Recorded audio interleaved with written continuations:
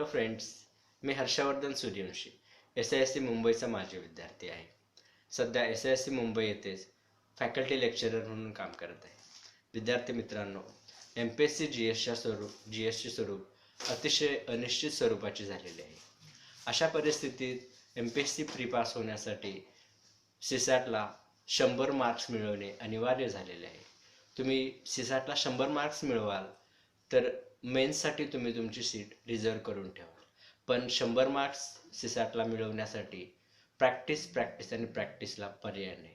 हे तुमचे प्रॅक्टिस करून घेण्यासाठी मी CSATचा सराव प्रश्नसंच तयार केलेला आहे.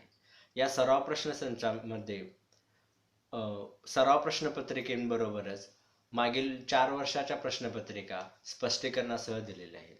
स्पष्टीकरणासह उपलब्ध असलेले हे बाजारातील एकमेव पहिले पुस्तक आहे.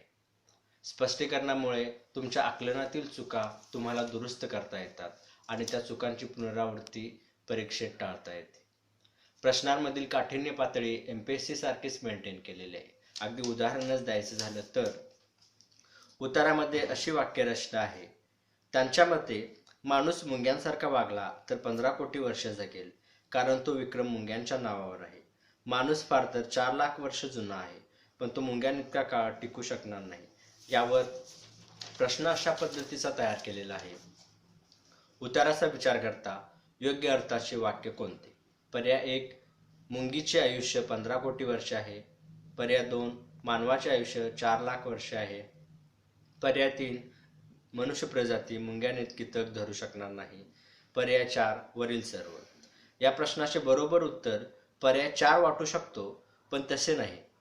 बरोबर पर्याय 3 आहे, कारण पर्याय 1 व 2 हे मुंगी व मनुष्याबद्दल आहेत, तर उत्तरातील विधाने मुंगी व मनुष्य प्रजातींविषयी आहे. लक्षात घ्या, प्रजातींविषयी. त्यामुळे पर्याय 1 व 2 आपसुकच व पर्याय 4 चूक आहे. मित्रांनो, असे शेकडो प्रश्न या प्रश्नपत्रिकेमध्ये आहेत. याचा लाभ घ्या, सराव करा आणि यश मिळवा. All the best, be the best.